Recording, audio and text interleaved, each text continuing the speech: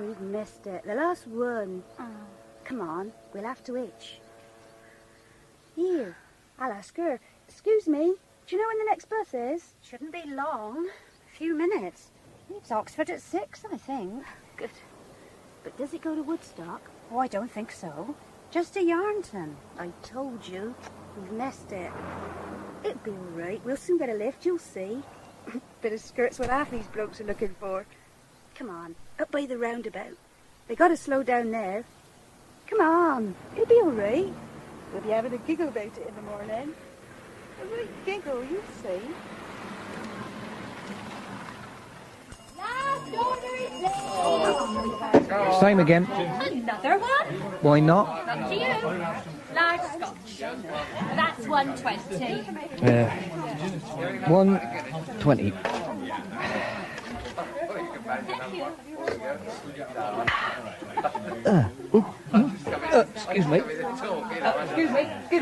Don't get out of the way. Not even finished it.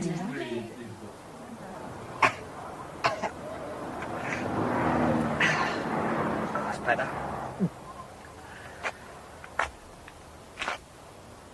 What the hell?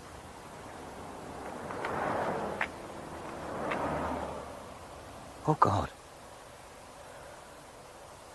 Oh, no. No.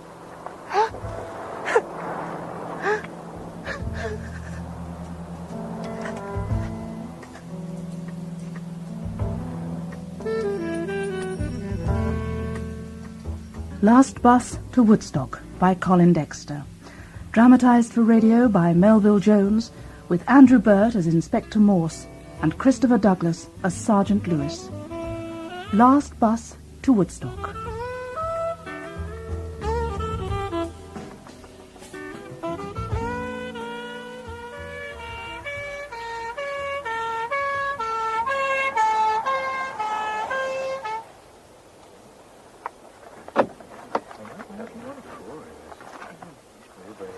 Right, let's have a look.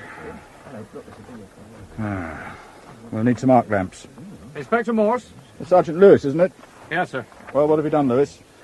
We got all the names and addresses. The landlord kept them here till we arrived. Good. What did you tell them? Murder investigation. Young girl, blonde, here in the car park. You've seen her, sir. As much as I can in this light. We've moved nothing. I should hope not, Lewis. Seems fairly obvious, sir. Obvious? Now she died. Really? A tire spanner. There, sir. Knocked behind her head. The murder weapon? Yes, sir. And motive, Lewis. What about that? Sex attack, sir? Evidence, Sergeant? Her clothing, sir. Her blouse is all torn. Yes. Disarranged, that's the word they use, isn't it? So, sir. So, Lewis, I think we'll wait for more light, the post-mortem and forensic. In the meantime, we'll just do the donkey work, shall we? Right, sir. You finished with the customers, you say? Yes, sir. And I suppose no one saw anything? Afraid not. You believe them? Oh, I think so, sir. Very respectable lot. Really? Yeah, smart place, the Black Prince, sir. Oh, you move in Woodstock society, do you, Lewis? Hardly, sir. Not on my pay. No. So our respectable punters have nothing to tell us. No one came forward. Just the barmaid, sir. What? Well, she's not sure, but she thinks she remembers the chap who found the body. In here last week with her blonde. Oh, did she now? You've spoken to him, Lewis? No, sir. I thought I'd best wait. Good. Well, thank you, everyone, for their cooperation. And bring our friend along. Where can I see him? The manager's office, sir. Right, Lewis. I'll be waiting.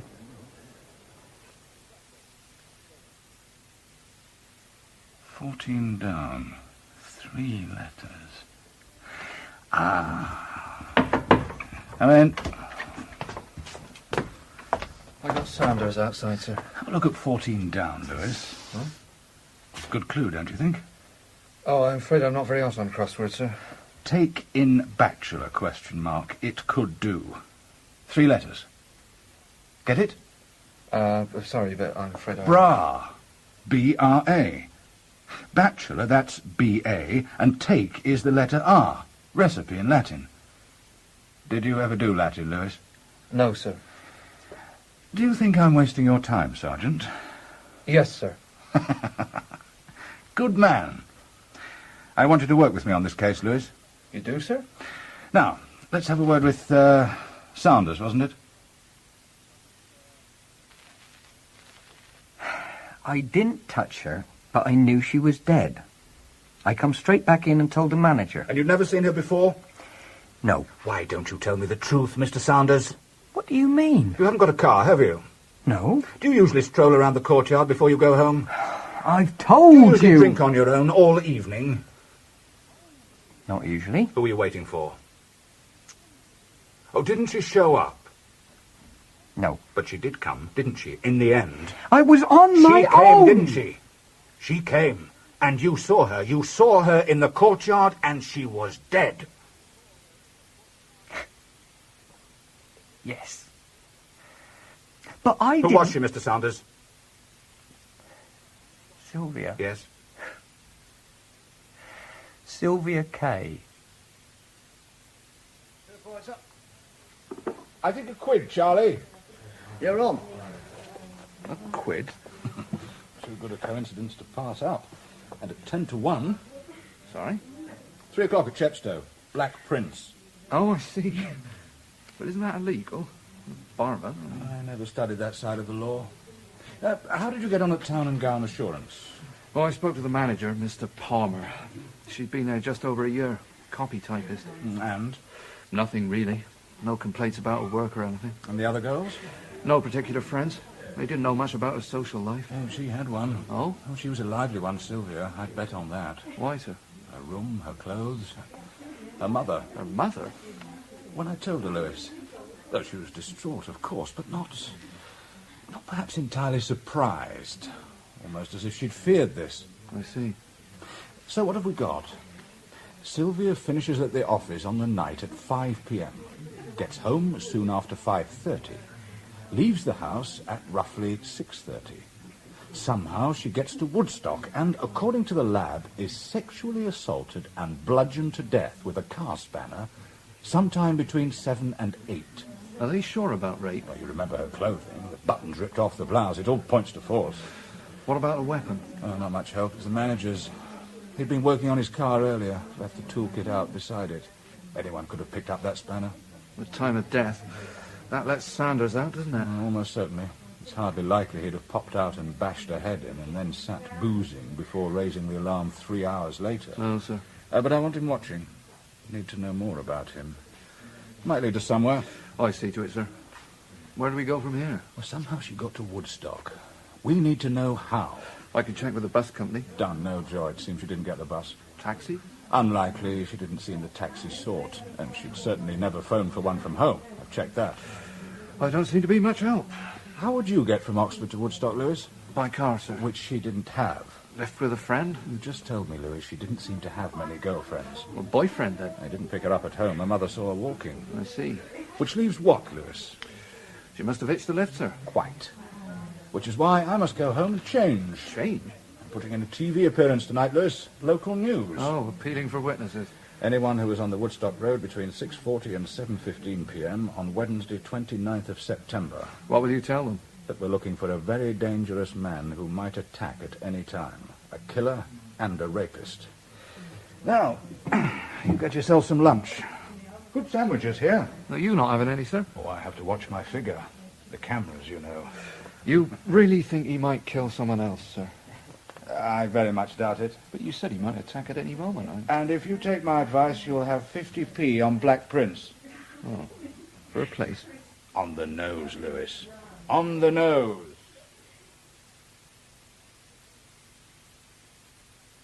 Oh, yes, definitely 2 of them, Inspector. And one was Sylvia Kay? Yes, from that photo you showed me. This other girl, can you tell us how she spoke? Oh, not really, Inspector. She didn't say much. She seemed a bit nervous. Frightened, you mean? Oh, more impatient, I'd say. Even excited. I see. I'm sorry, Inspector. I've tried to remember it all, but I wasn't taking too much notice of them. Then when I saw you on the television, well, You've been a very great help, Mrs. Jarman. Really? I feel a bit silly, really. Silly? Well, I told them the bus didn't go to Woodstock. But when it arrived, it was the Woodstock bus.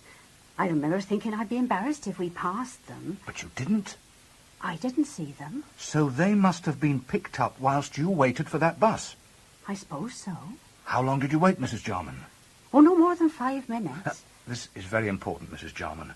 Can you remember anything about the cars that passed you while you were waiting? Any with just men driving? Oh, there were several. I can't really remember. I'm not very good on cars. I'm sorry. Never mind.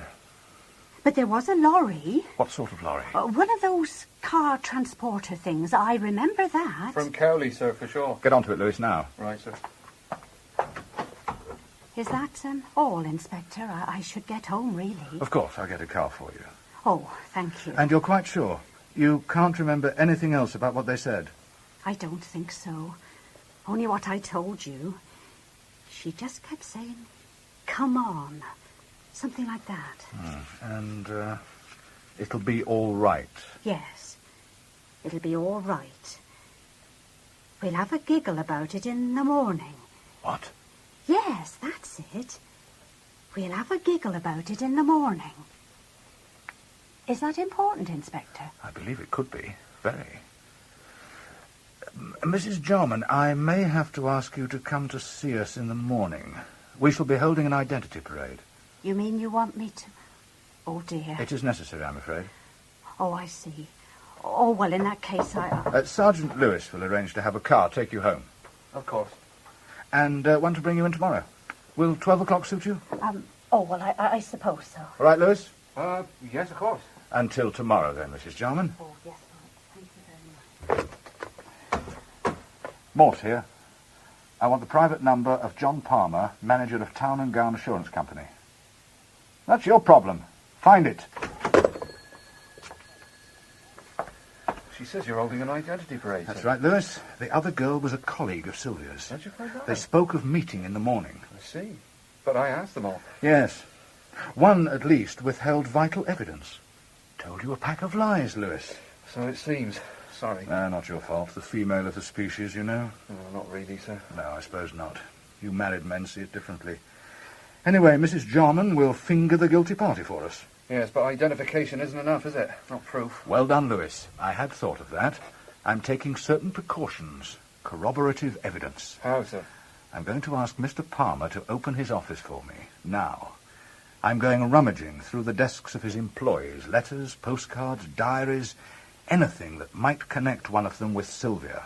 You can't, sir. Can't? Not without a warrant. I never did understand the legal situation over warrants. I think you ought to have one, sir. Do you? I shall tell him I'm looking for someone who murdered and raped one of his girls, not dirty postcards from Colin Bay. Well, good luck, sir. I shan't need it, Lewis. You might find it hard to believe, but I can be a nasty bastard when I want to. Really, sir? Mr. Palmer will be out of bed as if he'd got a flea in his pyjama bottoms. That is my last word, Inspector. Under no circumstances could I agree. It would be a breach of trust. But, Mr. Palmer... You ring me in the middle of the night. You admit you've no warrant. It is outrageous. This is a murder investigation, I sir. am aware of that, Inspector. That is the only reason I'm prepared to meet you halfway. I see. You may ask my staff in the morning to grant you access to the private possessions and correspondence.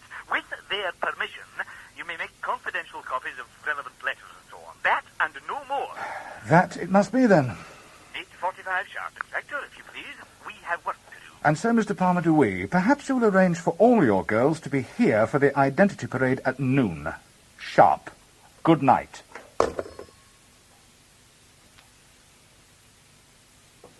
And... Any good, sir? no good at all. She thought 2 or 3 of them might be her. That won't do us, will it? No, Lewis, it won't.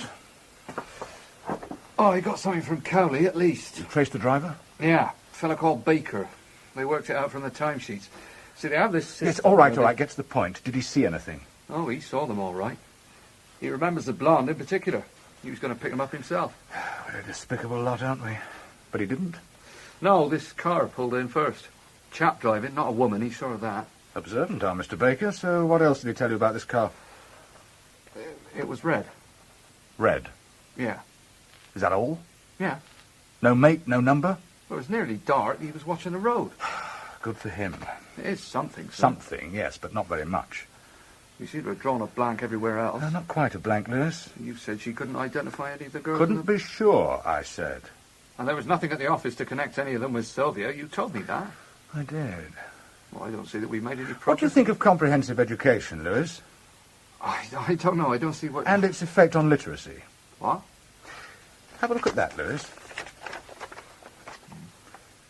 Well, what do you make of it? Seems an answer to a job application, I should think. Good. Says the application's been unsuccessful. Quite right. And it's from? Regret no posts in the psychology department. Well, that must be it. But it doesn't say so on the letter heading, does it? No, there isn't one. Quite. Or a reference number. Or a signature. True. Anything else odd about it, Lewis?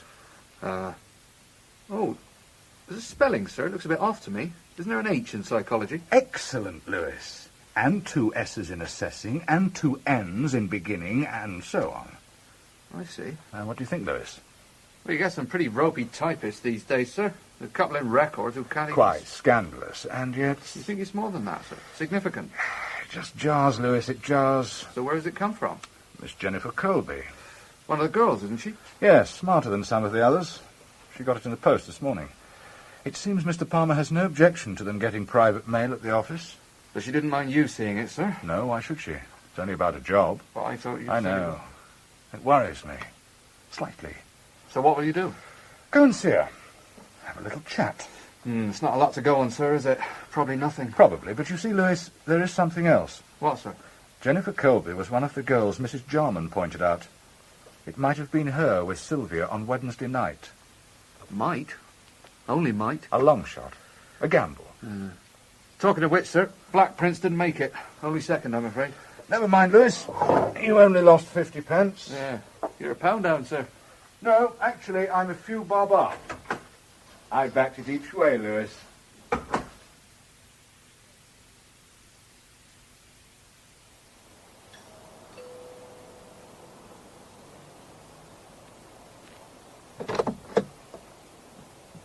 Good evening. Hello. Morse, Inspector Morse. There. I see. Come in. You've come to talk to Jennifer, I expect. Yes, if she's in. I'll get her for you. Come into the lounge. Thank you. Excuse the mess. Oh, not at all. It's very tidy. Much more so than my place. Your place, Inspector? Yes, I look after myself. Very well, I'm sure. I'm Sue Widdowson, by the way. Jennifer's flatmate. I see. Not a colleague, though. No, I nurse at the city. Ah. I'll get Jennifer for you. Thank you. Ah, Charlotte Bronte. Are you reading this? Not me. That's Jennifer. She's the intellectual round here. I'll get her. Excuse me. Yes, of course. Thank you, Miss Widdowson. A pleasure. And call me Sue. Everyone does. Thank you, Sue. Jenny? Jenny, can you come down here? It's an inspector from the police. Can you say something? Oh. Good evening, Inspector. Ah. How can I help? Purely routine, of course. We have to check the movements of all the persons... Suspects? Hardly. Those who worked with Sylvia. It has to be done, you understand? Oh, of course, I understand. I'm surprised you haven't done it before. So if you could just let me know what you were... Last Wednesday? I got home about 6, had some supper, and then went out again until about 8. Sue was here. I'm sure she'll remember. And may I ask where you went? The library at Summertown. Oh, for your Charlotte Bronte here. Amongst others. So you must have spent about an hour in the library. A reasonable conclusion, Inspector. Seems a long time. I usually spend about 2 minutes. Perhaps you're not very fussy what you read. Shall I ask Sue about the time? No, that won't be necessary. I think I have all the information I need. Sorry to have disturbed you. I'll leave you to Miss Bronte, shall I? You don't take the listener, you say, Lewis? No, sir. Since poor old Ximenes went, it's the best. Really, sir? This week's amazing. Consent, wouldn't you say? I'm not sure. Actually, it's a fairly standard device, but it never occurred to me. Not until this morning. Until you had to go at the crossword? Exactly.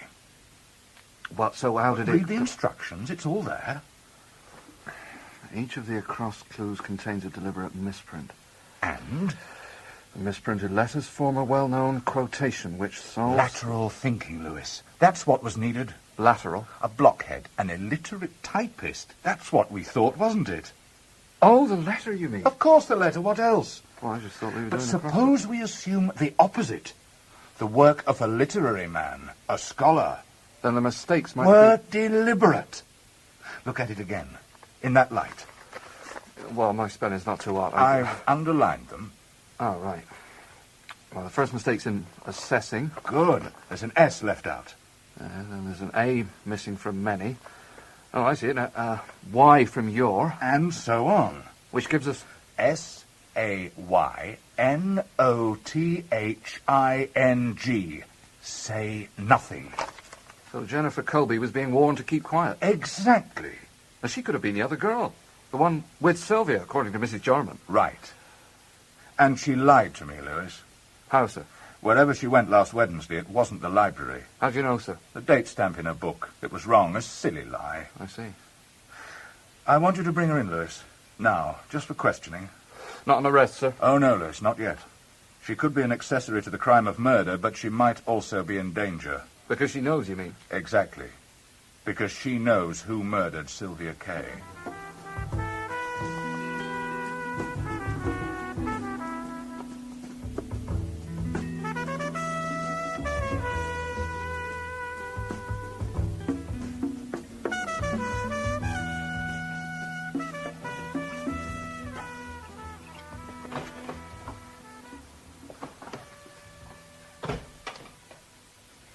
You've not finished the hedge, then? My poor old arms ache. Should get the shears sharpened. I keep telling you. Yes, you do. You're leaving it, then? Let's get on with these essays. I want them back. That's more important, is it? Your students? I'll finish it in the morning. It'll probably be raining in the morning. Well, we could do with it. The law's like the plains of Abyssinia. I see. Look. Leave those. Go on, I'll do them. Put your feet up. Go watch the box. The children are watching. Arguing. I can't stick it. They're pretty awful, aren't they? I mean, kids are all like that. You shouldn't let it bother you. Look, I tell you what. I'll just finish here, and then the two of us can... Don't bother. I've heard all your promises before, remember? Oh, please, Margaret. The children will hear you. I don't care. I don't care, I tell you. As far as I'm concerned, they can go to hell. And you with them.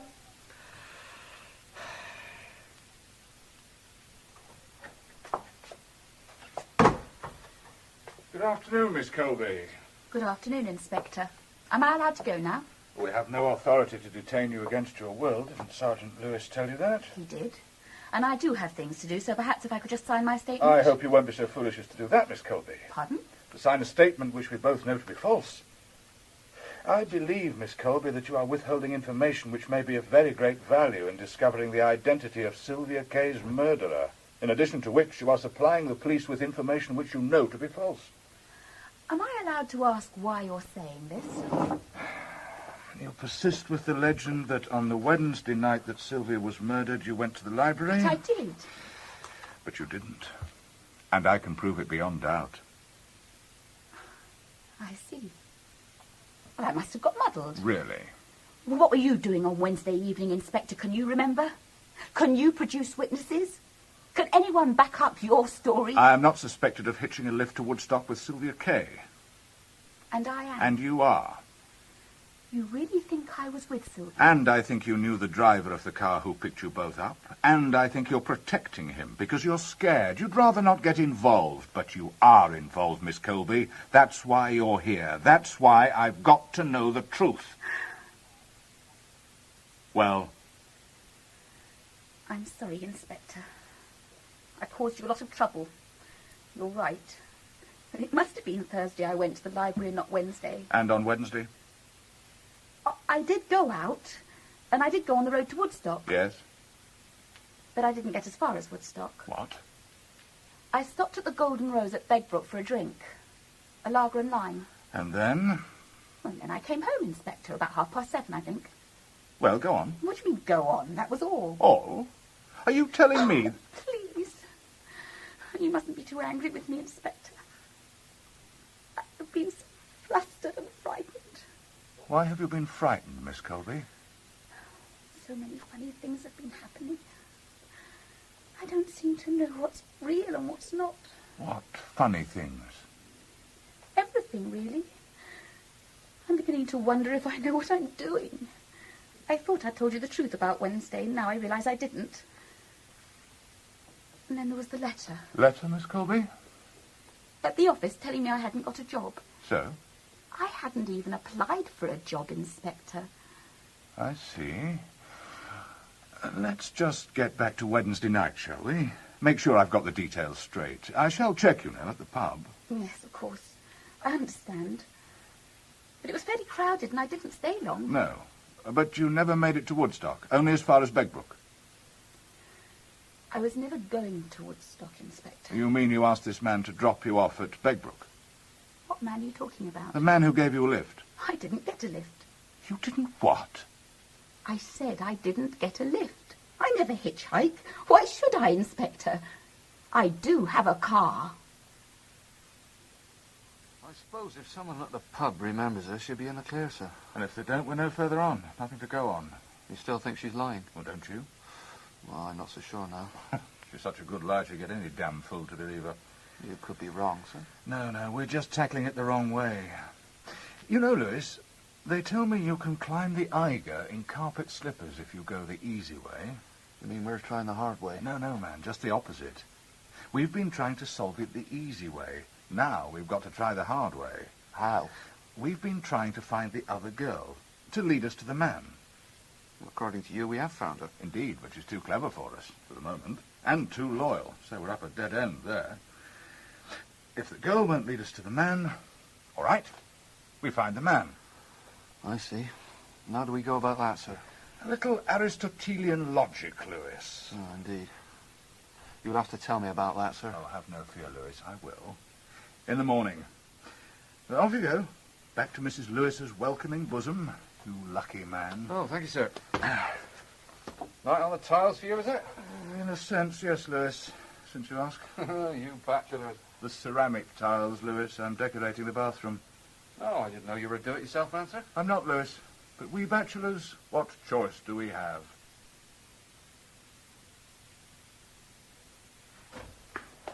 Inspector? Up here, Lewis.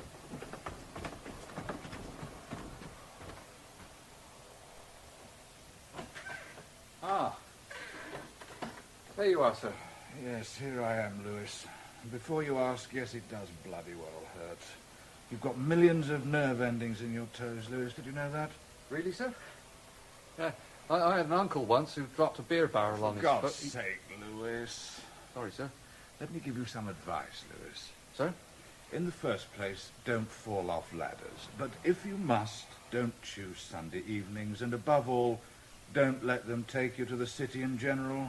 Oh, keep you hanging about, did they, sir? 3.5 hours, Lewis. What did they say? I wish I knew. How do you mean, sir? English-speaking doctors seem to be in short supply. Oh, I see. I think he said there was nothing broken. Well, that's good, sir. Is it?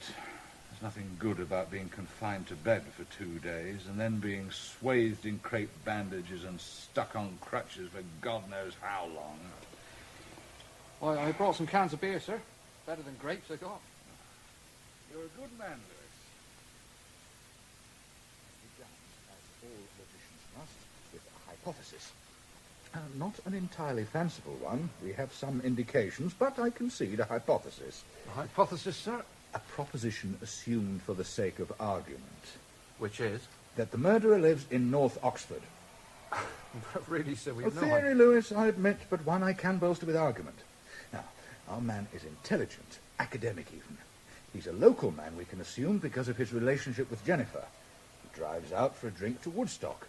Not much, perhaps, but enough to suggest North Oxford. It's a very long shot, sir. How long, Lewis? Let's quantify, shall we? Quantify? How many people live in North Oxford, Lewis? I've no idea, sir. Well, have a bloody guess, man. 10,000. So X is 1 of 10,000. Well, that's a start, I suppose. And only a start. Now, Lewis, what proportion are adult males? About a quarter, I suppose. Uh-huh. Which reduces the field to 2,500. Now, we can make a further reduction. There are reasons for assuming our man is between 35 and 50 years of age. Well, what does that leave us with, Lewis? About 1,250. Agreed. And how many of them, do you think, go out regularly for a drink to a pub or club? About half, perhaps. Quite possibly. Now, think about the letter. The one he sent to Jennifer. What do we deduce from that? That he's intelligent. Good. And a bit more than just intelligent, wouldn't you say? Not only can he spell the tricky words, but he can misspell them too. That sets him apart, doesn't it? I suppose so. Well, could you have written that letter? No, sir. And you're pretty bright, aren't you, Sergeant? I'd say in the top 15%, sir. Good for you. So where does that put our unknown friend? Top 5%, I suppose. You see what progress we're making. We're gradually peeling away the Yeah, layers. but it's all guesswork. We'd have to check all these figures. He's attractive to women, we can assume. Well, how many middle-aged men can you say that of? Make an assumption, for God's sake. Say 3 out of 5. Right. And how many own cars? Oh, I don't know. 2 out of 3. Thank you. Now, just one more question. How many people own red cars? Oh, really, sir? I've no idea. Then find out, man. Take a sample. How? Look out of the window. Oh. All right.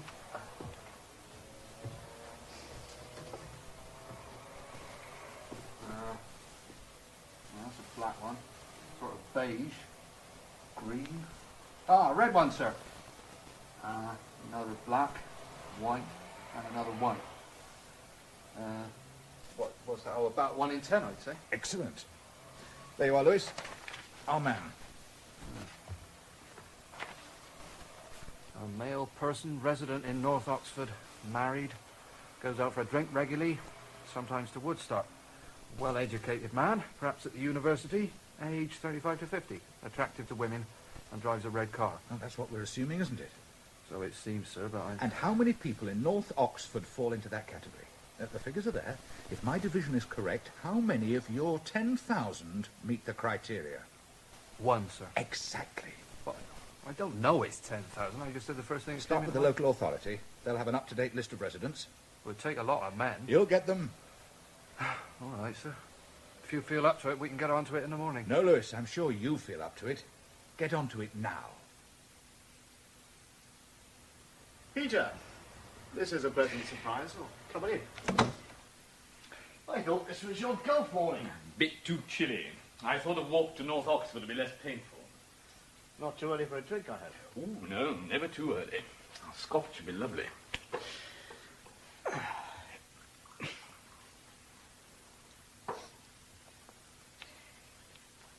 Haven't seen much of you this term, Bernard. No, been a bit frantic. Disorganised, I'm afraid. Sure, I know the feeling. Cheers.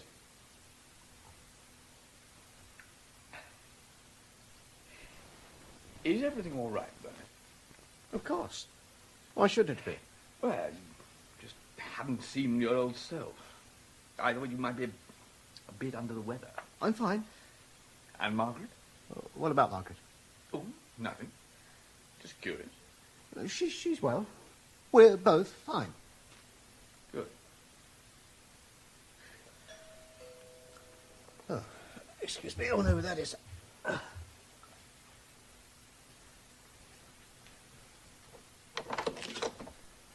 Excuse me bothering you, sir, but is that your car parked outside? Yes, what's the trouble? Oh, no trouble, sir. Just checking out. Been a spate of car thefts in the area. Oh, I see. Perhaps if I could just see the logbook, sir? Yes, well, coming in. Hey. It's in a filing cabinet somewhere. Oh, a colleague of mine, Mr. Newlove, who's at Lonsdale College. Lonsdale. Fine college, they say, sir. Am I in the way? Oh, not at all, sir. This won't take a moment. No, it's here somewhere. No need to bother, sir. If you can just let me have a few details. Of course. Full name, sir? Bernard Crowther. Date of birth? 1st of the 6th, 1944. for. Married or single? Married. Occupation? Oh, university lecturer, I suppose. Yes, is that everything? Not quite, sir. What else? Just the use you make of the car, sir. Oh, I don't see how that It would be helpful, sir, if you don't mind. Oh, why should I mind? Oh, all right. Just for running around locally. Not much, really. But if you went outside Oxford, for a drink, say, you'd take it then? Yes, I suppose so. Thank you, sir. But don't drink too much, not if you're driving. Many thanks for your help. Right. I'll see you out. Goodbye, sir. Goodbye. Well, what on earth was all that about? You'll excuse me not getting up, Mr. Crowther. I've hurt my foot. I have to use crutches. I'm sorry. Please sit down. Thank you. I've gone through your statement, Mr. Crowther. There's nothing you want to add? No, it's all there. It's a pity you didn't tell us sooner. I realise that, Inspector. I even saw your appeal on television, but I was afraid. That your wife would have to know? Well, I'd do anything to avoid hurting her. She's highly nervous, depressed. Not surprising, perhaps. I'm sure she doesn't know. Suspect. That for the last 6 months you've been having an affair? Once a week. That's all it was. An hour or so. Just once a week. Was it worth it? But now it's over. Yes. And you haven't seen her since that night? No. It would help, you know, if this young lady came forward to corroborate the story. I realise that. But you don't want to tell us who she is. I'd rather you disbelieved me than dragged her into it. You say she knew you picked up these two girls on your way to see her? Yes. On your way to Woodstock? Yes. Why did you pick them up? Well, I don't know. Perhaps I do. Erotic daydreams. It's a good job it's not a criminal offence, or we'd all be inside. Pitiful, isn't it? But you dropped them off outside Blenheim Palace soon after 7. That's right. I'd arranged to meet the girl at 7:15 at the side gate. Your tryst. Yes. And you never saw either of the girls again? No, I imagine they'd gone off to meet their boyfriends or something. Your description of the second girl is rather vague, isn't it? It was dusk, you remember, and she sat in the back. Sylvia did all the talking. But not to her friend, you say? No, just generally. I didn't get the impression that they knew each other very well. I see. So why hasn't this friend come forward? I've no idea, Inspector. Perhaps... Perhaps for the same reason you didn't come forward, fear of something. It could be. We'll have to keep your car for a while, I'm afraid. Really? I shall want our forensic people to go over it very thoroughly. Oh, I see. I'll arrange for a car to take you home, Mr. Crowther. Thank you. And my wife? At this stage, I've no reason to involve her. Thank you, Inspector. And the car? What about it? You'll be able to explain that to your wife? Oh, well, I'll think of something. Of course, you're used to that sort of thing, aren't you, sir? Did you believe him, sir? It's not a question of believing, Lewis. It's a question of proving. We really need the other girls, sir, don't we? We have her, Lewis. You sure it's Jennifer? Well, I thought the landlady at the pub confirmed her story. She was at Begbrook, not Woodstock. Thought it might be. That's how she put it. Well, then, I mean... Crowther wrote that letter, I'm sure of it. But we can't be certain, sir. I agree it fits the picture, As but you that's... say, we can't be certain. Not yet. What about Sanders, Lewis? You've been keeping an eye? It's getting to be a popular duty, that one. Volunteers, even. What? Yeah, one-track mind, Mr. Sanders. Really? Yeah, he spends most evenings at the cinema. Porno palaces. All that continental heavy breathing. Alone? Yes. Anything else? Well, he's a good customer at the newsagent behind the station, the one with the adult material. He's in there in his lunch breaks. But no new girlfriend, no social life? Oh, second-hand pleasures only, it seems. I think I must call on Mr. Sanders. I get rid of these damn crutches. There's the hospital this afternoon, isn't there? It is. A few hours to while away. Do you want me to drive you, sir? No, thank you, Lewis. I've made arrangements. I have other plans for you. Oh? I want you to go and see Mrs. Crowther. But I thought we were leaving her out of it. We are. But I don't understand Just what... be patient, Lewis. I'll explain. Kibben's office supplies. My husband's at work. Mr. Crowther rung in. He's got trouble with his portable sticking carriage, I think. He didn't mention it. Well, it shouldn't take a second. If you say he rang. I could call back, I suppose. Wouldn't be this week, though. No, you'd better fix it. He keeps it here on the table. Oh, I see. Odd. It seems to run quite freely. Really? Well, I just try a few lines. Can I use this paper? Well, it's only notepaper. Let's just get it in. That's about my speed. I just mend them. Well, I mustn't keep you. Just check the spring, tensions, you know. Seems perfectly all right to me. I'll be in the kitchen if you want anything. All right, thanks. Shouldn't be any problems.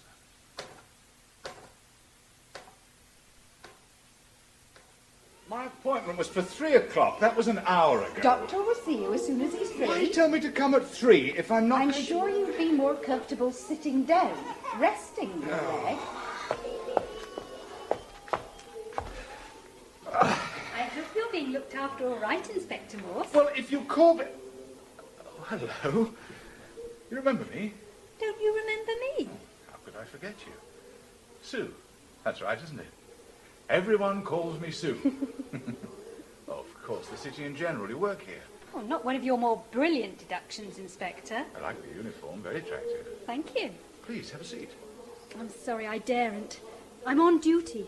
I'm sure you know how it is. Matron would hammer me. Reduce you to the ranks. Something like that. A shame. Yes. But I really would like to see you sometime. When do you come off duty? 6. Well, perhaps At 6, I have to go home and change. At 7, Oh, I have... don't tell me you have a date. Let's just say a previous engagement. What about tomorrow? I can't manage tomorrow. Wednesday, then. What about Wednesday? Yes. That would be nice. Oh, I could marvellous. manage Wednesday. What about 7:30 in the Bird and Baby? Can you get there all right? I think I can manage it. Not a child, you know. No, sir, you're certainly not a child. Inspector Morse, Doctor will see you now. Good God. My luck has changed. Here, let me help you. I'm going that way. Oh. Lean on me. Thanks. Thanks very much indeed, Sue. Not the notepaper? Oh, they're positive. Jennifer's letter was not typed on Crowther's typewriter or on his notepaper. Oh, I have to go through all that. If she checks up, You're you know, right, Lewis. It could be awkward. She didn't believe me, I'm sure. I could tell from her manner. Smelt a rat, did she? Several, I should think. Oh, God. It was irregular, Lewis. Grossly irregular. I did point that out to you, sir. With Yes, respect. I think it might go badly for you with the Chief Constable, if she were to complain. With me? Now, we must put things right at once. We, sir? You'd better get over to Lonsdale, Lewis. Have a word with Crowther. A word? What am I supposed to say? Use your nous, man. You're not in apron strings. Remember, Lewis, he asked us to keep his wife out of it, so we obliged. Indulged in a little harmless deception in order to check his typewriter. Oh, I suppose that might do. Of course it'll do. Off you go. How'd you get on at the hospital, sir? Oh, not too bad, Lewis. Not too bad at all. You mobile again, sir? Well, I turned in the crutches. I can just about raise a brisk hobble. Tomorrow I can try the car. Oh, good, sir. And they didn't keep you hanging about? Oh, nothing to complain about, Lewis. Nothing to complain about at all. Well, I just push over to Lonsdale, sir. Catch Crowther before he leaves. Good. Oh, and while you're there, Lewis... Sir? See if he has another typewriter. In his room.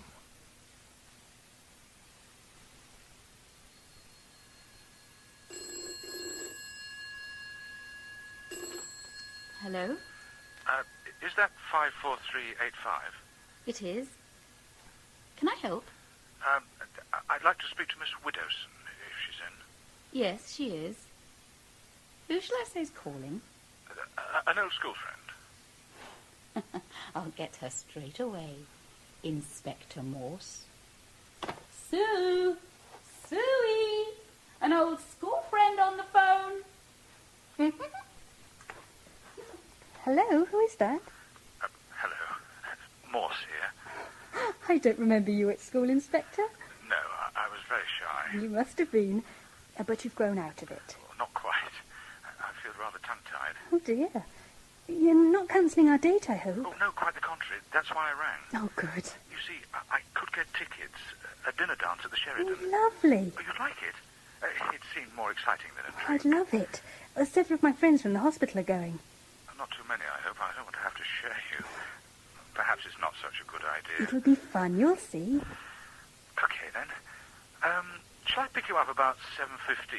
I can drive again. That'll be fine. Until Wednesday, then? Yes. Oh, is it long dresses, by the way? I've no idea. I suppose I could find out. Don't worry. I'll ask my friends. And thank you. I'm really looking forward to it. Yes, me too. Good night, Sue. Hello, Bernard. Am I late, Peter? Sorry. Plenty of time. Margaret not with you? No, not feeling quite up to it. Pity. Guest nights can be quite fun. Have you had one of these? Oh, the little Billy Do from our principal. Yeah. Odd, isn't it? Asked by the police to check every typewriter in the college. In connection with the Woodstock murder inquiry, of all things. When will they do it? They have. With mine, anyway. The Bertha was scurrying round with them this evening. Well, they won't have much joy with mine. A Caxton original. One suspect less. Now, Bernard, what are you going to have to drink? Would there be enough provided? Is there ever enough provided?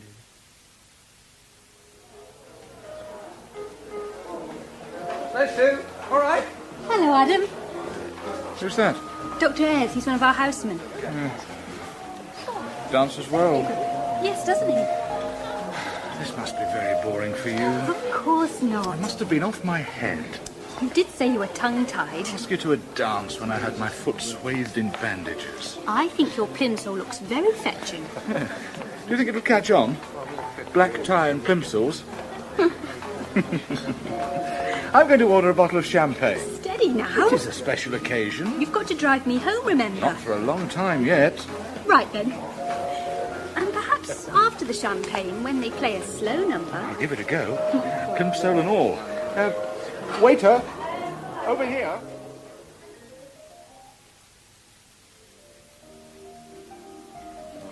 No pain? No pain, staff nurse. No pain at all. Can I ask you a question? Anything. Why did you ask me out? Because I find you very beautiful. And I wanted to be with you. Do you mean that? I don't know if I meant it when I asked you, but I mean it now. I think you know I do.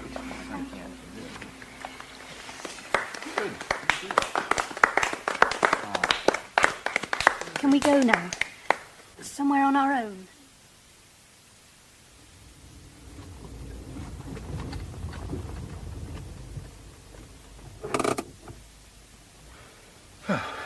Here we are. You told me that you might not have meant what you said. Not when you said it. Oh, I'm getting all muddled. What I'm trying to say is... You did want to ask me something, didn't you? Did I? Oh, you know you did. About Jennifer. That's where we both came in, wasn't it? You thought she knew something about the Woodstock murder. Yes. And you wanted to ask me about her boyfriends and that sort of thing, didn't you? Yes. At the time. But not now. Don't worry, Sue. I'm not going to ask you now. Not at a time like this. When can we meet again, Sue? Sue? What is it? What's the matter? We can't meet. Not again. Why not? Of course we... There is someone, isn't there? Not just a boyfriend. We're supposed to be getting married when he qualifies. I see. I should never have let you take me out. I'm sorry. Why did you, Sue? Oh, I don't know. Yes, I do. I wanted you to. I'm sorry. Sorrier than you'll ever know.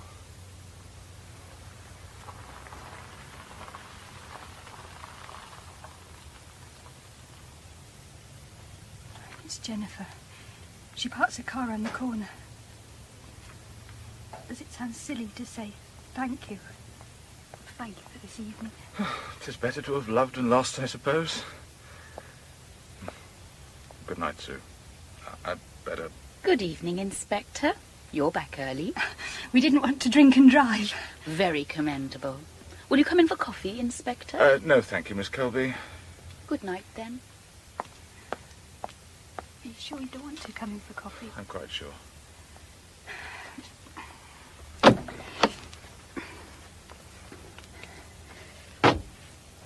You know I'll cry myself to sleep, don't you? Don't say that. I wish you were going to sleep with me. I wish you were going to sleep with me, Sue. Forever.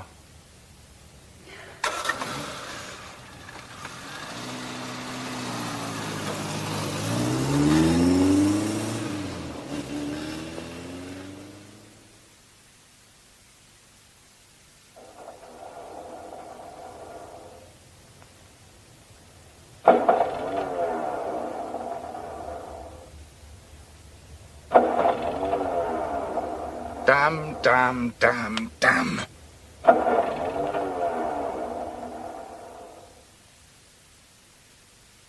I sent you down all the stuff from Lonsdale.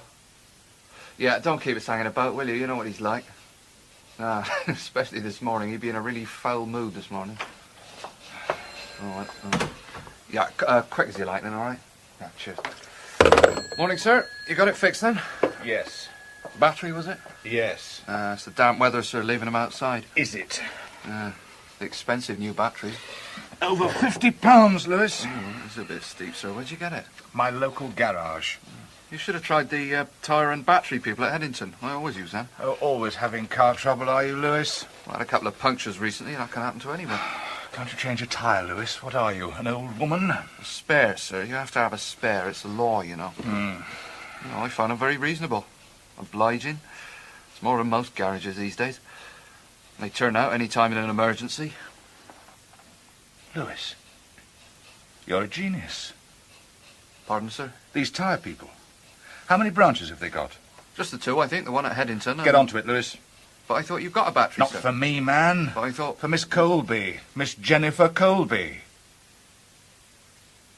I'm sorry, Inspector. You've just missed her. She's gone to London for the weekend. London? To stay with friends, I believe. I let her go early. We like to be flexible with loyal members of staff. I'm sure, Mr. Palmer. Do you know when she's coming back? No. No, I don't. I don't discuss personal matters. No, I don't suppose you do. Perhaps her flatmate would know. I can let you have her number. Thank you, I know it.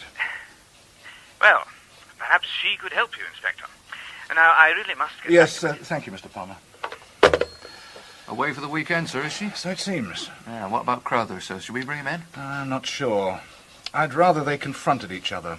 Unannounced. They're both cool customers. I don't want them wriggling out of it. I know, yeah. So we can't prove anything. They have to do it for us, don't they? Oh, they will, Lewis. You'll see they will. Thanks to you. It's not proof, sir. All we can prove is that she rang the Cowley branch of Tyre and Battery at 6:15 on the evening of Wednesday the 29th. And that they couldn't get there before 7, which Jennifer said was too late. Too late if she was to make it to Woodstock by 7:15. Which is when Crowther had arranged to meet her.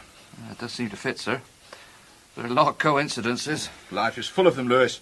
I don't find it beyond belief that Jennifer should run into Sylvia, her colleague, waiting at the bus stop. Has that never happened to you, Lewis? I suppose it has. But that Crowther should give him a lift. Why not? He was on his way to Woodstock, wasn't he? He admits that. No, it all makes perfect sense. Once we got over the problem of her car. That's what was holding us up, Lewis. And the pub, sir, at Begbrook. What about that? Oh, it was crowded. Plenty of young girls in there at that time. I doubt whether that alibi will stand up to close scrutiny. So do we bring Crowther in or leave him till Monday? I think we'll contact him now.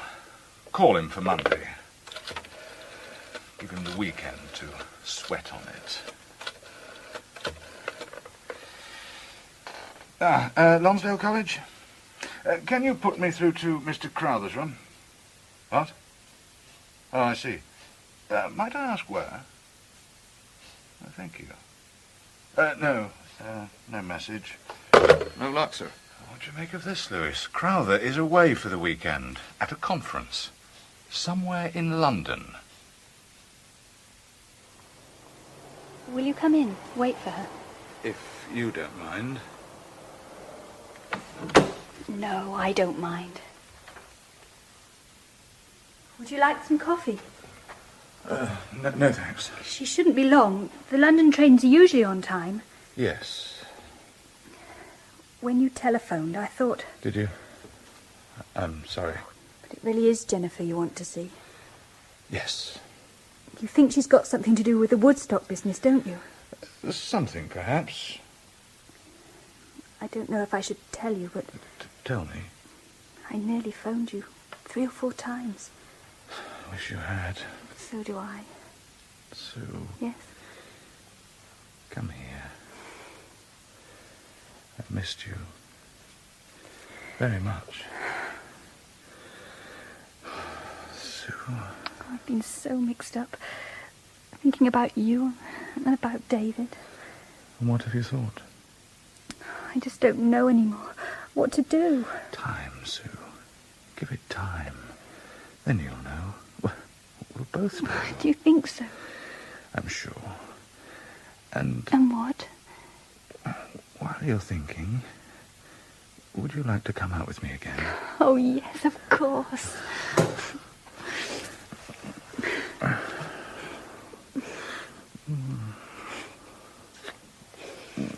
Excuse me. Jennifer. Good evening, Inspector Morse. I'm sorry to have to take up more of your time, Mr. Crowther, but there have been fresh developments. Really? What are they? How was your conference? Rather boring. What was it about? Admissions. University admissions procedures. Yes, doesn't sound very interesting. I'm sorry you had to tell my wife that you wanted to see me, Inspector. She worries, you know. Yes, I'm sorry too, but we wanted to be sure of getting hold of you urgently. Sergeant Lewis, you've met, and this is Miss Colby, Miss Jennifer Colby. Hello, Miss Colby. Good morning, Mr. Crowther. You do know each other, then? Slightly. We have met once or twice before. I collect for the SPCC. Mr. Crowther's always very generous with a donation. Well, it is one of the best Are you causes. saying that your acquaintanceship derives solely from Miss Colby's charitable collections? Why, yes. Who's suggesting otherwise? I am suggesting otherwise. I am, not to put too fine a point on it, suggesting the two of you are having an affair. I'm sure I'm very flattered, Inspector. Perhaps I might wish I was having an affair with Miss Colby, but I'm afraid the answer's no. What else can I say? I must remind you that you are here in connection with a murder inquiry. The murder of a girl who was travelling in your car, Mr. Crowther. I put it to you that Miss Colby was the other passenger in the car that night. No, Inspector, she was not. Of that you can be completely assured. And Miss Colby, do you deny that you were the other passenger? Yes, I do deny it, absolutely. Do you want us to sign anything, Inspector? No, that won't be necessary. In that case... If that's all, Inspector. For the moment, Sergeant Lewis will see you out. Follow me, sir. And Miss Colby? Yes, Inspector? The names and addresses of your friends in London, you will let Sergeant Lewis have them? I already have, Inspector. Goodbye.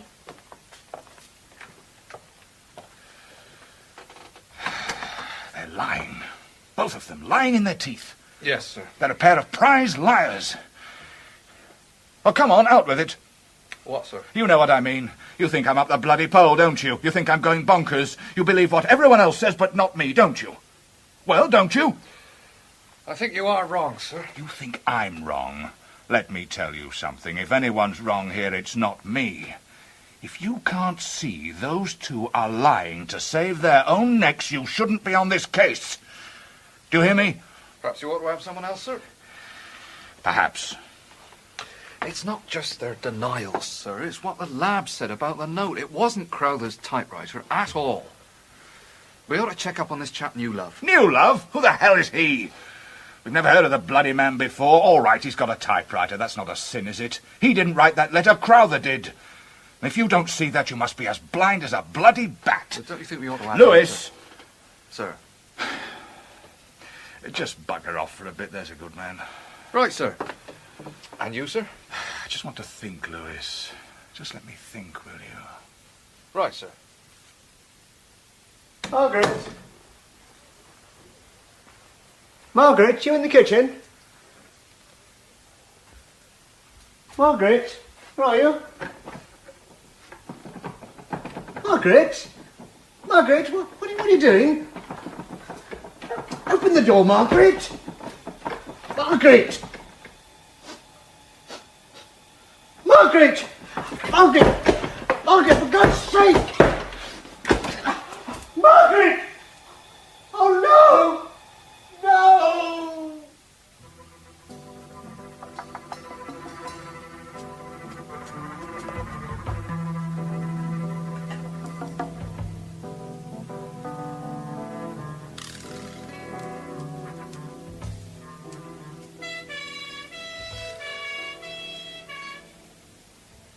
There was a note, sir.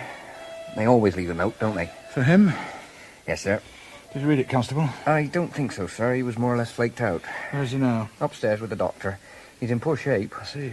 But he asked for you, sir. Most insistent. Yes, I'd seen him earlier today, the Woodstock business. Is he involved, sir? I don't know.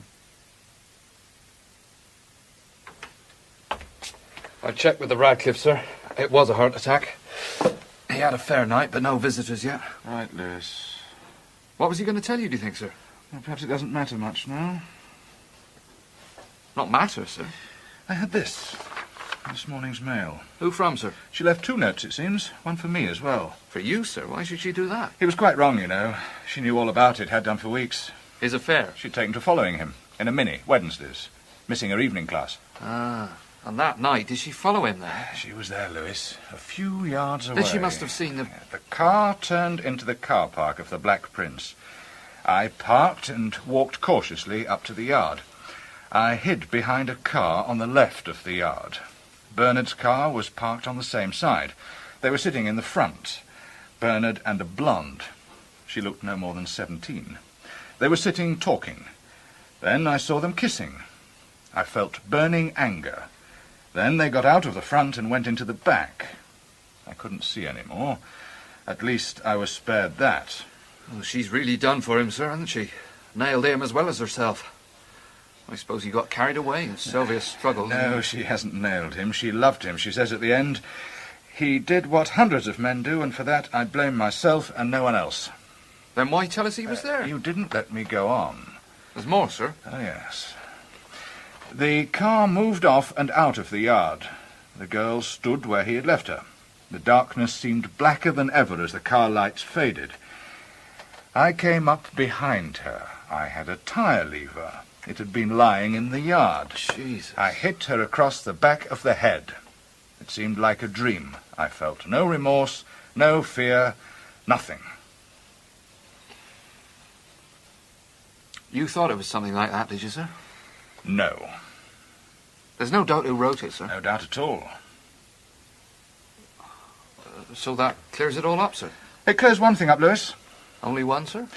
Whoever murdered Sylvia Kay, it certainly wasn't Mrs. Crowther. I had to see you, Peter. I didn't know who else. Just take it gently, Bernard. I tried to tell Morse. There'll be plenty of time for that. It's more speed to see you. Yeah. About your typewriter. Yeah. I'm sorry, Peter, to drag you into this. What's it matter? You were welcome. It matters. Just forget all about it. Concentrate on getting well again. Peter, I've written a note for Morse. When do you see he gets it? Why not give it to him yourself when you're feeling fitter? Oh, please, Peter. All right, if that's what you want. Thank you. It's in the cupboard. Here.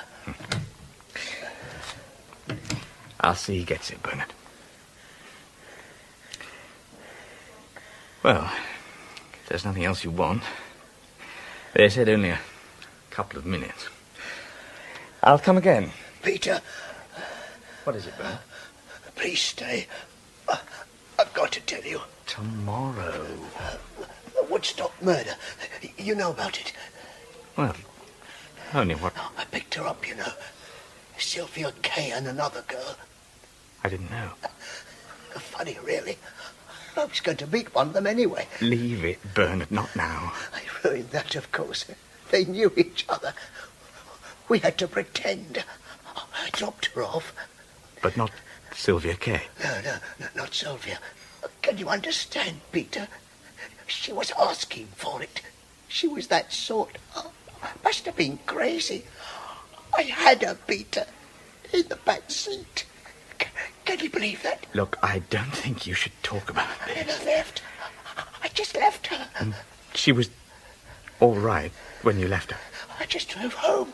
Stopped for a scotch on the way. Just as if nothing. I understand, Bernard, really. You can tell the police when you're better. It'll be all right, you'll see. There's something else. I can't tell them. What? In the yard. I'm sure there was someone who saw me with Sylvia. Who saw you? I didn't know it was dark. was so dark, only a glimpse, that I passed her on the way home. Passed her? She was always a slow driver, nervous. Who did you pass, Bernard? I checked up. She didn't go to her evening class. Margaret. You think it was Margaret who killed that girl? And that was why she... Bernard. Bernard, are you... Nurse? Quick, please, in here. An act of contrition, Lewis, that's what I make of it. Not the truth, sir. Not uncommon on the deathbed. He couldn't have known she'd written to you. Confessed, anyway. And the guilt, of course, that he'd driven her to suicide. Bit unusual, sir, isn't it, this? 2 confessions to the murder. You don't believe either of them? No. I can see that if Mrs. Crowther was telling the truth, that lets him out. I think he must have seen her there, and then assumed... Well, you accept she was there, then? Oh, I don't doubt that. Well, why don't you believe the letter, then? She says in this letter she felt burning anger. Remember that? Exactly, sir. That's why she murdered. Anger, Lewis. Not jealousy, but anger. Yeah, well, Which made me think, if she was going to smash anyone's skull, it would have been Bernard's. Well, it's just a word, sir. A little fanciful, perhaps, but there's more. Now, just think. She says she entered the yard on the left-hand side. That's right. And hid behind a car. Spied on them. And they were parked on the same side. Further along, right? Yes. Now, remember that car park? That night? Where was the manager's car parked? On the opposite side, sir. The right-hand side. Exactly. Now, Mrs. Crowther admits to being frightened. Frightened of the dark, perhaps, and frightened of being seen. And yet you ask me to believe that she left the shadows and crossed the yard and picked up that tire lever no more than 5 yards from where Bernard dallied with his bottled blonde. It's rubbish, Lewis. She read about the tire lever in the papers. She lied to save her precious Bernard, just as he lied to save her. So many lies. From all of them. Oh, not just lies, a mixture of lies and truth. That's what's dogged us from the start of this one, separating the wheat from the chaff. So we're no further on? On the contrary, we're nearly at the end of the road now. I think it's time I saw Mr. Sanders again. Something I need to put to him. Well, I don't see how he's going to... And I want to make a call. Right, sir. A personal call, Lewis. Oh, sorry, sir. While I'm making it, go and fish out the copies of Sylvia's medical records from the file. Medical records? Just get them, Lewis. There's a good chap. I'm sorry, Inspector, but I do not allow any of my nurses to receive personal calls whilst on duty. If we allowed personal calls, personal letters, can you imagine how outpatients could operate? I do appreciate your position, matron, but I thought an exception might be made. That the police, you know. But I understood it wasn't official police business. I hope Staff Nurse Wooderson's not in Oh, no, really. Well, it's not exactly official. I see. In that case, I don't see why... No, I understand. Perhaps I could catch her at lunchtime. You do allow your nurses a break at lunchtime, matron? Staff nurse is free between 1 and 2 this week. And where would she take lunch, matron? Oh, really, Inspector? How would I know? No, of course not. Stupid of me. You might try the canteen. I believe I have seen her in there occasionally. But so many of them go out into town not satisfied with the food we provide, it seems. But I really don't see why you... Thank you, matron. I might pop in. You've been most helpful. Thank you. Now, town and gown. I hope this is important, Inspector. I'm with a client. Very important, Mr. Palmer. Very important for both of us. Well, Inspector? I think it best if we met in private somewhere, sir. More discreet. Where do you suggest, Inspector? I thought perhaps over a drink. An informal chat, you know, off the record. Drink, Inspector? What about the Rose and Crown at Begbrook? You know that, I believe. I'm not sure. Shall we say about 6, Mr. Palmer? Yes. All right. 6. Good. I'm looking forward to it. Rose and Crown, sir. That's where Jennifer... You've got the records, Lewis? Yes. Thank you. Not a very exciting medical history, is it? Mild jaundice, measles. I'm surprised she was on the pill at 17, Lewis. From what we know about her, sir, I'd have been surprised if she wasn't. Here we are. I thought so. She'd broken her arm. But a couple of months earlier, sir. I say it's very painful. Something to do with nerve endings. Like the foot. Well, you should know, sir. She was still receiving treatment. Continuation of physiotherapy treatment recommended as before, Tuesday and Thursday a.m. Really, sir. Well, thank you, Lewis. You can pop that back. Right, sir. And then I want you to take this envelope over to the Town and Gown office. For Palmer? For Jennifer Colby. Inside, there's one sheet of paper and a return envelope addressed to me. Tell her to write an answer to the question I've asked, seal up her answer, and return it with you. Couldn't you just ring her up, Just sir? do as I say, Lewis. And stay with her all the time. All right, sir. What are you asking her? At this stage, I don't want you to see the question I've asked or the answer she gives. Is that clear? Whatever you say, sir. Hello, Sue. Hello. What a nice surprise. They said I might catch you. Oh, it's lucky it's raining. I usually go out. The food's revolting here. Can I get you a coffee? It probably won't kill you. Oh, no thanks. I've only got a minute. Oh, me too. It's frantic today. Oh, as I was hoping you'd be in touch. But it was a bit awkward, wasn't it? Oh, Jennifer walking in on us. Yes. We don't seem to have much luck, do we, seeing each other? No. But soon, I hope. Oh, yes, we must make it soon. Would you be offended if I asked... Ask what? I'd like a photograph. Just to have with me. I'm flattered. Why should I be offended? Some people are funny about photographs. Think it's like giving away their souls. Oh, somewhere I've got one of those awful passport things I carry around. Oh, here we are. Oh, God, it's terrible. Are you sure you want that one? Why, smashing. Not half as good as the real thing, though. Oh, no. Certainly not. Oh, look at the time. I'll have to rush. Yeah, of course. So, when will I see you? Oh, soon. Really soon. I'll ring. You better. I've taken one or two wrong turnings, but we've always been heading in the right direction. They were just odd bits that didn't fit the pattern, even from the start. You remember the first night, Lewis, in the car park? Where we found her? A sex attack, you said, remember? Well, that was right, wasn't it, sir? The post-mortem evidence, her blouse all I agree it looked like a sex murder, but things aren't always what they seem, are they? What else do you think? It struck me as odd from the start. Well, I knew it was dark, but there were cars coming and going. Would anyone be crazy enough to rape a girl in the full blaze of headlights? Well, perhaps he got carried away. Crazy, like you said. I mean, there was a struggle. Her clothes were torn. Exactly. That's what deceived me at first. But not now, sir. Not now, Lewis. Not anymore. Let us assume two separate events. Rape and then murder.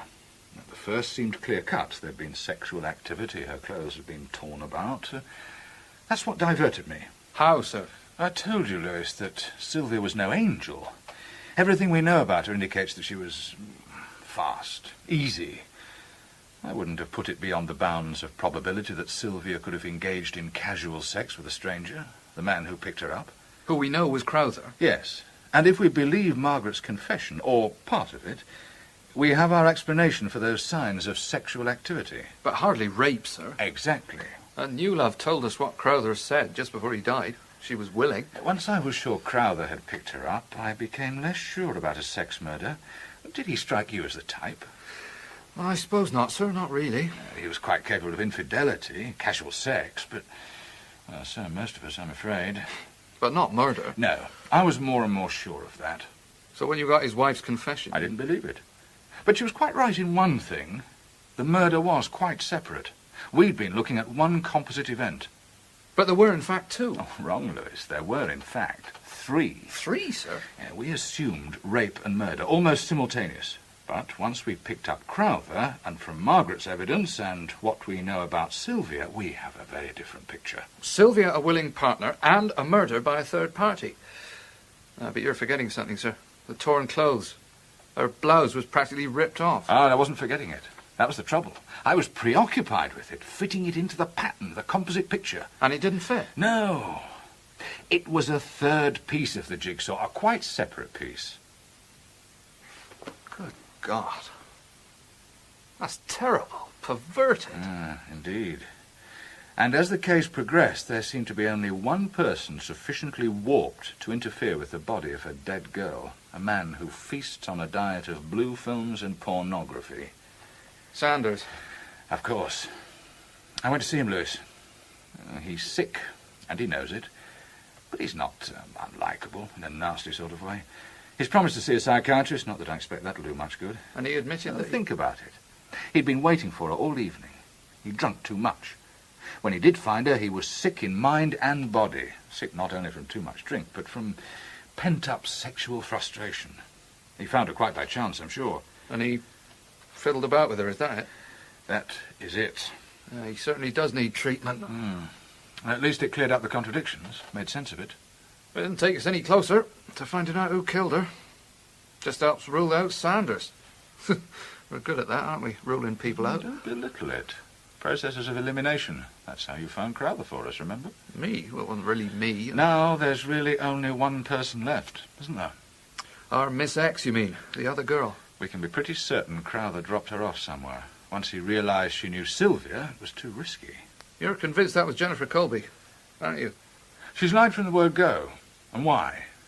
We knew Bernard had a mistress. We knew Bernard sent Jennifer Colby that cryptic message. Are we sure? Well, New Love confirmed Bernard used his typewriter. And Bernard admitted he'd picked up his mistress with Sylvia. Why else should she lie so persistently, I asked? What was the point of it, unless she was protecting her lover, or at least her affair? And you think she saw them? She was in the car park, but and the biggest whopper of all turned out to be true. That she had a car? Yeah. But it had a puncture, we confirmed that. Oh, but the puncture got mended, Lewis. I can confirm that. I don't follow this, sir. You will. I want you to go and pick her up, now. You mean Jennifer Colby? Well, who the hell else, Lewis? I really thought after your sergeant saw me yesterday that you'd finished... This time I'll do the talking, Miss Colby, if you don't mind. You can interrupt me if I'm wrong, Miss Colby, but not otherwise. Do you understand? I understand. Good. Then I'll tell you how Sylvia Kay died. I think 2 girls were picked up by a man one night, and that one of them was that man's mistress. Usually she travelled by car, but that night the car was out of action. By sheer chance, she was picked up by the very man she was going to see. Now the whole thing seemed too dangerous. She asked to be dropped off somewhere. But she did not return home.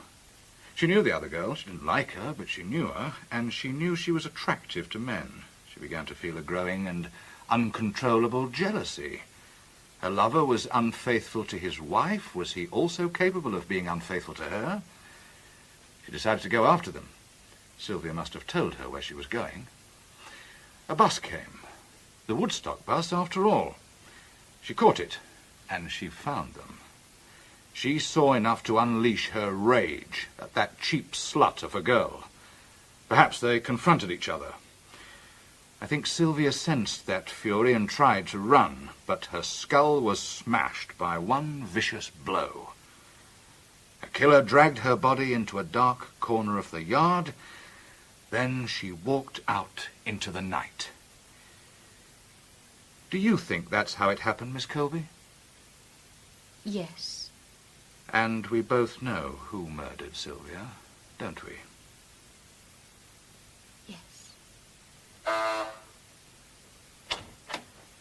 Lewis, Miss Colby will be going home in a moment. Arrange a car, would you?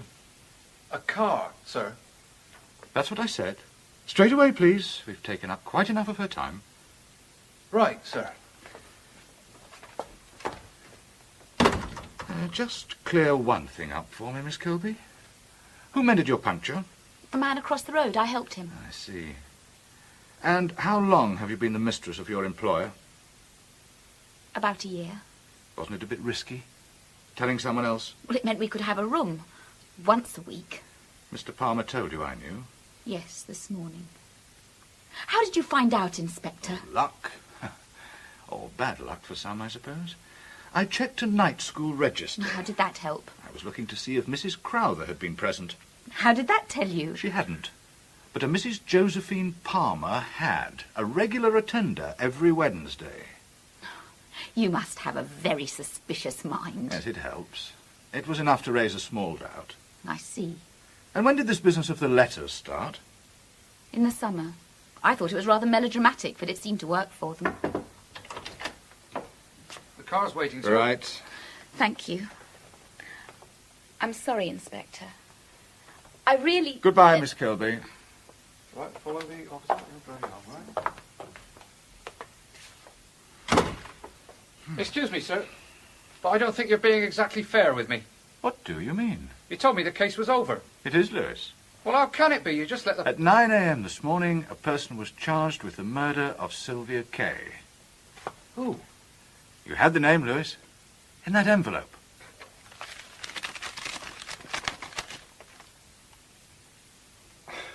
Doesn't make any sense to me, sir. No.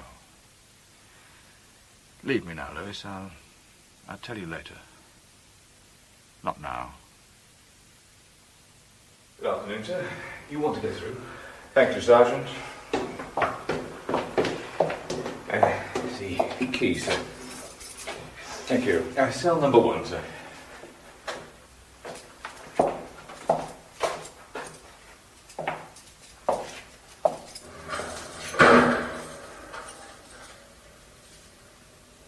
Hello, Sue. It was like the buttons torn off the blouse. It seemed to suggest only one thing. But as we now know, there was another explanation. But we assumed it must be Jennifer, because of what they said at the bus stop. That's right. Mrs. Jarman was sure of that. We'll have a giggle about it in the morning, remember? Yes. And then, of course, Crowther's letter implicated Jennifer. And our assumptions went on from there. Seemed logical. Because it fitted our hypothesis. Now, that can be a dangerous game, Lewis. Really, sir? You see, there was other evidence from the start, equally logical. There was? We had it in black and white. Sylvia was going somewhere else Thursday morning, not just to work. That's right, sir, the hospital. Outpatients Tuesdays and Thursdays. Correct. And Sue Widdowson worked in outpatients. Staff nurse in charge. They'd have met for sure. Yes, but the letter, sir, that still points to Jennifer. Does it, Lewis? I admit I made that assumption. Who wouldn't? You think it was for Sue? Oh, I'm sure. That's what Jennifer confirmed in the note you took her. But why? What a stupid way to get in touch. Why didn't Crowther just ring her up? I tried it. It can't be done. There's a battle axe of a matron. At home, then? Too risky. It's so easy to listen to other people's telephone conversations, even one-sided ones. But Town and Gown offices are close to Lonsdale. But Jennifer would know. She did. About Bernard and Sue, that is. She was a willing go-between. Why? It suited Bernard well, of course. In these clandestine affairs, you sometimes need to snatch opportunities at short notice, take advantage of Mrs. Crowther's unexpected absence, things like that. You know what the post's like in these parts? But Jennifer wouldn't see Sue, not until the evening anyway. Wrong, Lewis. They often met for lunch. The cafe by the fire station, they identified Sue from the photo she gave me. And Jennifer, was she happy to be involved? They had some sort of pact, I imagine. I'm told women, and men too for that matter, enjoy talking to someone else about their conquests. Jennifer passed on the notes. Sue cleared out of the house on Wednesdays to give Jennifer a free run with Palmer. Tit for tat. That's amazing, you getting onto that, sir. Hardly. Luck, really. The one piece we had in this case. Just a name on a register, that's all you had. Oh, not at all. Jennifer, I was sure, was having an affair with someone. Why else all the lies about what she was doing on Wednesday? And all the other lies? To protect Sue.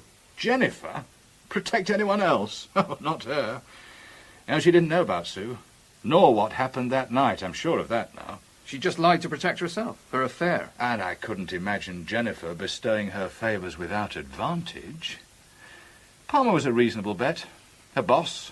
Her career prospects were much enhanced, I'm sure. He didn't deny it? He wasn't in a position to, really. The landlady at Begbrook remembered him well. She was there, then? Like she said. They both were. It was a regular rendezvous of theirs. You see, Jennifer used to run Sue in her car to these meetings with Bernard. Then she'd meet Palmer for a drink somewhere before they went back to the empty love nest. A mutually satisfactory arrangement. Until she had the puncture? Yes. Even then, if Sue hadn't been so impatient, so eager to meet her lover, if she'd waited while the kindly neighbour changed the tyre... And if she hadn't met Sylvia at the bus stop, and if Mrs. Jarman had been right about the last bus to Woodstock... And if... And if... And there's no doubt at all, sir? None, I'm afraid. As soon as I showed Mrs. Jarman the photos, she identified Sue straight away. No doubt at all. And now, sir? The paperwork, Lewis. We'll have to make a start. Oh, right, sir, I get on with it.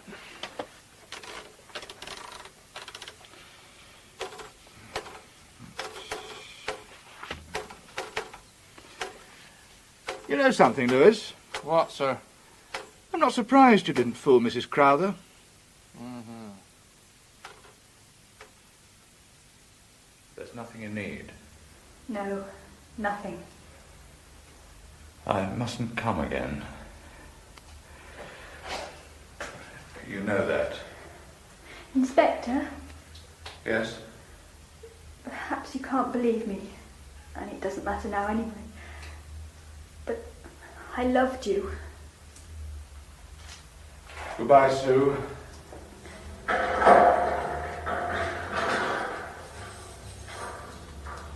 Inspector, you never did tell me your Christian name.